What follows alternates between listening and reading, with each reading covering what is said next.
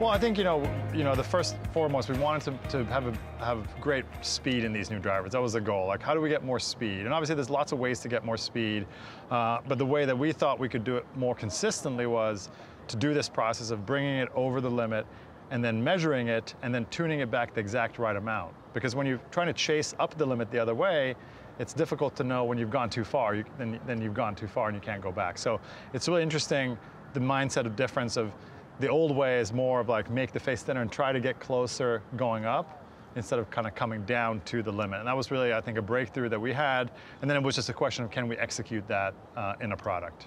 I mean, this is a visible technology really, because you see these two new holes in the face essentially, and these two orange pins that cover up those holes. And this is where we're tuning the clubs. This is where the resin goes in on every single driver. Every single driver is measured to make sure, see where the CT is, see where the speed is, how far we need to tune it back, and then we get it back to a speed that's just inside the legal limit. And we do that in every single club, and that's how you see that it's been done.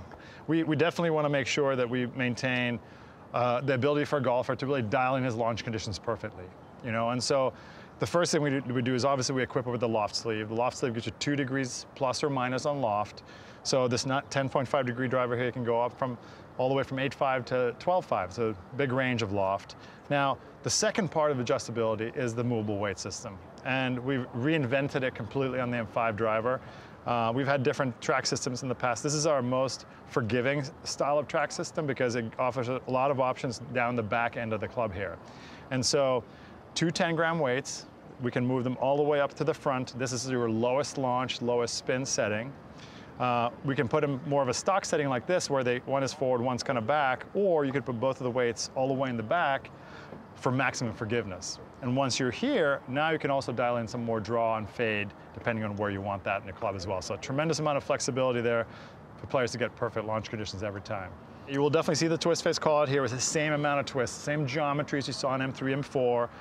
Has worked incredibly well from everywhere from high handicappers all the way to the best players on tour are taking advantage of the twist face. So it's a technology that we're really doubling down on in 2019 as well.